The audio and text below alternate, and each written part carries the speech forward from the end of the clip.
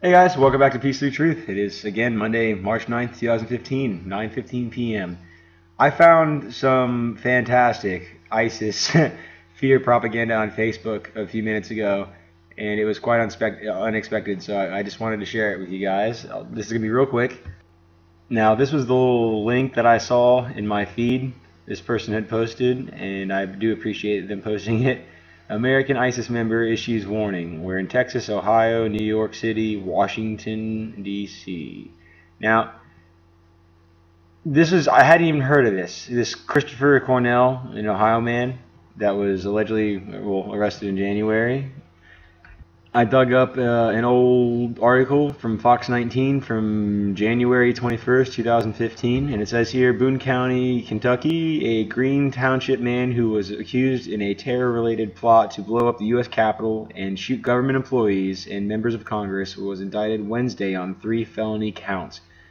Christopher Cornell, 20, faces 1 count of attempted murder of government employees and officials, 1 count of solicitation to commit a crime of violence, and 1 count of possession of firearm in furtherance of attempted crime of violence. Something I'd like to say is I don't see anything about any kind of terrorism charges in here. Alright? And if it was you or me being accused of this, I'm pretty sure we'd probably be accused of something terrorism. In Cornell's initial complaint, he was charged with the attempted killing of a U.S. government official and possession of a firearm in furtherance of an attempted crime of violence.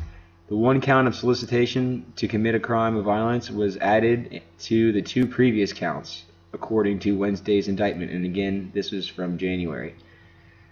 The indictment says that Cornell attempted to get another person to join him in the efforts of the attack. Cornell was arrested on January 14th while walking out a point-blank range and gun shop on Harrison Avenue in Coleraine Township, where he had just purchased 600 rounds of ammunition, officials said. During several meetings with the FBI informant, Cornell disclosed that he had researched how to construct pipe bombs and the cost of guns they would purchase for an attack, according to the documents. Cornell will be in court for an initial appearance and arraignment for the indictment at 1:30 p.m. Thursday. So that's already taking place. Now, what I'd like to point out here, it says during several meetings with an FBI informant. Okay?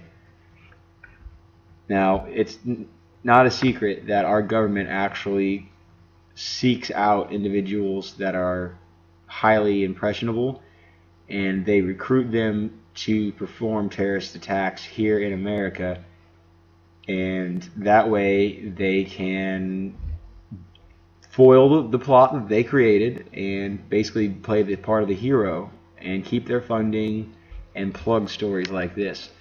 This guy Cornell, I can guarantee you, was probably not a threat to America at all until he met this FBI informant. I guarantee you it was that FBI informant that influenced him.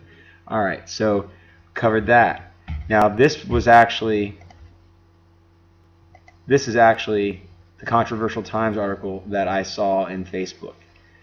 This is where the link from Facebook brought me. I actually had to dig this article up to see what his original charges were, and it blew my mind that there was nothing to do with terrorism in there. Anyway, American ISIS member issues warning. We're in Texas, Ohio, New York City, Washington, D.C. Now, this is actually a 15-minute long piece.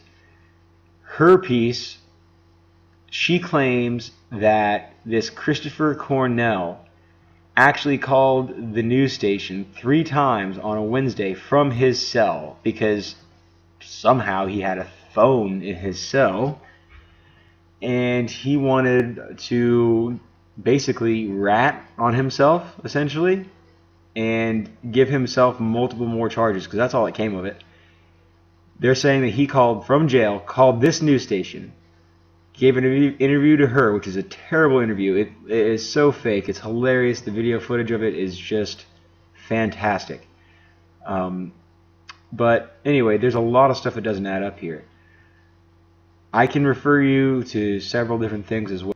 Now, I will have to leave you a link to one of these mirrored videos of Judge Napolitano's False Flags Exposed, where he goes over how the FBI creates and then foils their own terror plots in order to gain the support of the public, in order to gain public opinion, and in order to get the public to give up their rights, essentially, because that's what a lot of this has to do with. This guy, by him fake calling this newscast and putting in a report saying that they have all these members, all these sleeper cells all over the place, they're getting the American public to be, well, for one, scared in America that they're going to be attacked, which is bullshit, and for two, they are actually encouraging the public to give up their Fourth Amendment rights that protects them against unlawful search and seizure. This is what this ultimate Psy-Op is really about, because if they can get you to be scared of Islamic State sleeper cells here in America,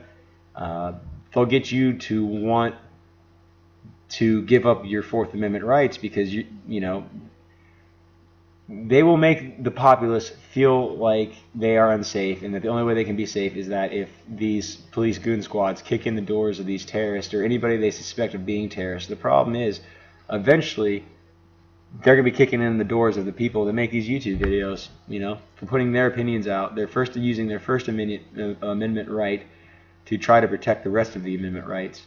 I'm calling it like I see it. This ISIS stuff is bullshit. This ISIS member calling from jail, calling 3 times to a newscast for an interview that only got him additional charges. It's bullshit. So anyway, that's my take on it. I'm going to leave you the link to this controversialtimes.com where they put together these news pieces.